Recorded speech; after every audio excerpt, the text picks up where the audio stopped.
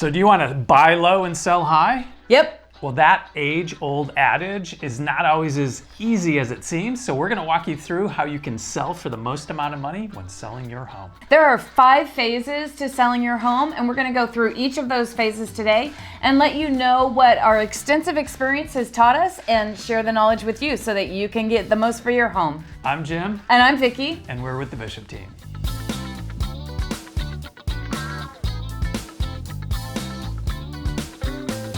Let's go through the 5 phases. Phase 1. Probably the first 6 to 12 months before you put your home on the market, the preparation phase. Phase 2 would be about 30 days prior to coming on the market. Phase 3. That's going to be that first 30 days of being on the market. Okay, and phase 4? That's the negotiation phase once you're getting offers. Phase 5. That's when you're in escrow and actually close escrow. So phase 1 is 6 to 12 months prior to going on the market, Jim. And what causes sellers to leave money on the table? Well, one reason would be if they assume the market is red hot and that a buyer's going to buy regardless of what's going on, compared to studying the market. Where's your competition that's on the market? What's in escrow? What's closed? Days on market? Price reductions? Those closed sales? Where have they been compared to the time? Another way that someone can make a mistake and lose money is to just look at, like a Zestimate or an old appraisal or online valuation. They haven't seen your house, so it may or may not be accurate. There was a house in Nellygale, it was a $2.5 million house that was valued at $500,000.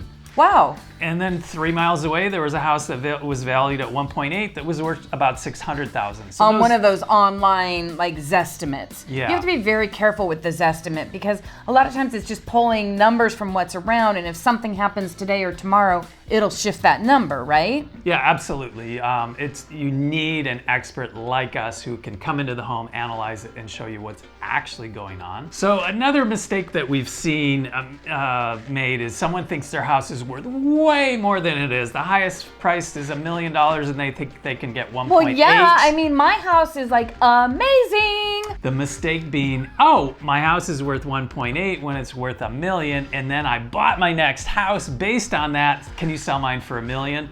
That's a way to shoot yourself in the foot, so don't make that mistake. Make sure to be a truth seeker and find out what your house is really worth. Another mistake that we see is overspending on improvements. Remember Mary over in Aliso Viejo, she got a quote for $24,000 to redo her backyard. Oh yeah. The backyard was fine, but the contractor sold her on changing it to sell the home. We said, no, you don't need to do that, and she sold it for the same price, saved $24,000. If you're thinking of selling, and we're talking in that phase 1, 6 to 12 months out, please call us. Don't just go put $24,000 into your backyard, because we know what sells, we know what is universal for people, and some things you're not going to get a return on investment. Now, a contractor is going to tell you, of course you're going to get a return on investment, but a contractor's not a realtor, and they're not talking to the buyers every day like we are. Another mistake that we see is that a seller will think that, I'm going to sell it to someone from out of the area or out of the country. They're not going to care about these different things that go into selling a home. And they discount any, creating that emotional attachment to your home that's going to get you more money. They discount all of that, don't do it, and then they end up selling for less. So that's another mistake that you don't want to make. One final thing to keep in mind in that phase 1, 6 to 12 months out, is that global and national trends can and often do have an impact on the California market. Real estate is local, but if you look at when interest rates went up or when foreclosures went through the roof, it affected everyone, not only in the US and California, but globally. So we do need to mark and watch those trends and apply it to how it affects your home here in California. Those are a lot of the things here in phase 1. Let's go down to phase 2. All right, we're ready for phase 2, which is 30 days prior to being on the market. One mistake we see is, kind of an old school thought, it only takes one buyer, which is true. You only sell your house to one buyer in the end. But if you don't do the things to create more than one buyer, you might have the lowest buyer is the only one that you get. Another big mistake we see is choosing the wrong pricing strategy. There are 4 pricing strategies, and what is going on in the market, in your neighborhood, and elsewhere will dictate what the best approach is for you. So don't just think, oh, this is how my parents did it, this is how my neighbor did it, this is how I did it the last time I sold the house, because things change and your strategy needs to change. Third mistake people make when selling their home is not understanding where buyers are coming from. They think, oh, well, my neighbor sold it to their friends from preschool, so that's where I'm gonna find the buyer. Your buyer might be in Temecula, they might be in San Francisco, LA, and we've got to cast that wide net to find them. So don't get locked into thinking that they're only gonna come from one place when they really could come from anywhere. Ooh, you know a huge mistake? Tell me.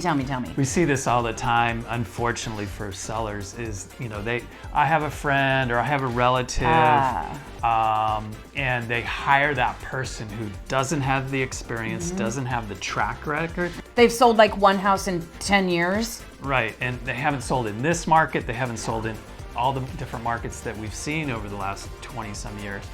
And that can be a critical error. We're talking hundreds of thousands of dollars that can be lost. Yeah. Phase 3, such an important phase, the first 30 days that your home is on the market. So you want to make sure you're ready, that you've got everything in order, and then come on the market. Ready, aim, fire, not ready, fire, aim, because otherwise you are going to miss the mark, you're going to miss the market, and you're going to put less money in your pocket. So the next step is, as you come on the market, we intentionally drive as much buyer traffic right at the start for a reason. We want to stack the buyers up, create as much demand as possible, create that sense of scarcity, that fear of loss. So that's critical and part of our launch plan, rather than throw it in the MLS and you have one buyer that first week. Doesn't cut it. Don't do it that way, guys. Another mistake that people make that you want to avoid is not creating that emotional attachment to your home. The sense of sight, the sense of sound, the sense of smell. You really want to stimulate the buyer's senses and get them emotionally attached to your home. A lot of agents don't do that, and they it's like, I don't care about that house. Well, it met your requirements. Yeah, there was something about it, I didn't like it, and they don't make an offer. Not good. Another mistake that we see is discouraging offers, if you can believe it. We've had agents say, don't even write that up. Don't waste my time. Yeah, when being on the other side, we've had agents tell us that as agents, right? Don't waste my time, don't do that, don't do this. That's discouraging somebody from making an offer. Feedback. Yeah, another thing that you can really capitalize on is feedback from the buyers, and react to it quickly. We had, remember over on Bearberry, we had some feedback that said, hey, I couldn't smell it, the seller couldn't smell it, but the buyers are smelling the dog. Well, we found out that the vacuum that they used, they locked it in a closet that made it ferment, and it smelled like a dog.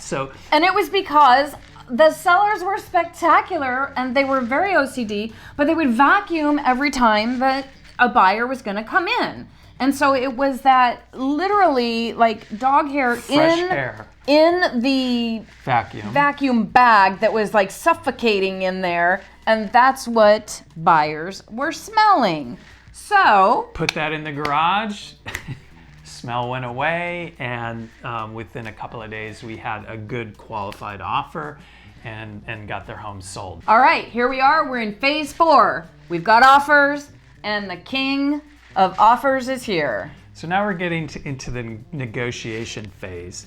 And when we're representing buyers, sometimes you hear, oh, well, seller's not motivated, or we're not in a hurry, or, really creating the wrong environment to get their seller the best amount of money. So knowing what to say, when to say it, and how to say it is very critical to negotiating you the best deal. In negotiations, another mistake that we see is sometimes not keeping the momentum going in a negotiation. If a buyer is ready and willing and able to buy the house, and for whatever reason you're not responding, you're not getting back to them, they might walk away and go buy another house. So you've got to get them while they're hot, as they say.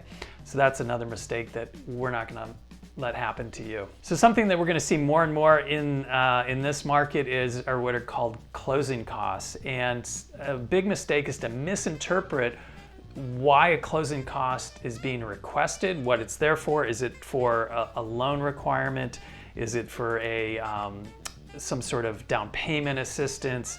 Why is it there? And mistreating it. You can blow up a deal, but if you really knew what they were trying to achieve, you can help them achieve it but not cost you money. So that's another key point in negotiations that you want to avoid. Another thing that really is misunderstood is the difference between pre-qualification, pre-approval, DU approval, full underwriter approval, all cash, not enough cash, but all cash. Those are all things that really can come into play. And if you choose the wrong option, you might think you're getting more money, but it might cost you in the end if they can't close, or if they suddenly, pull out for whatever reason.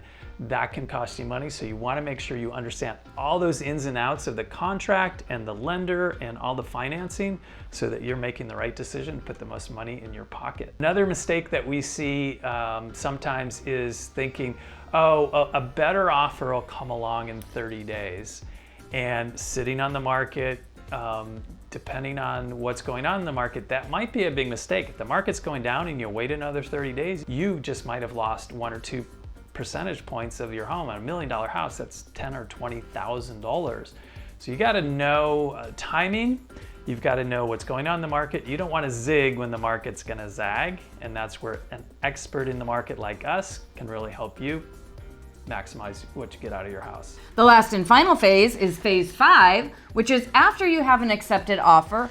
What happens and how can you keep money, lose money, get through that stage? So escrow and closing is critical, and this is where our knowledge of the new contract, a new contract came out. That's right. Not everybody does.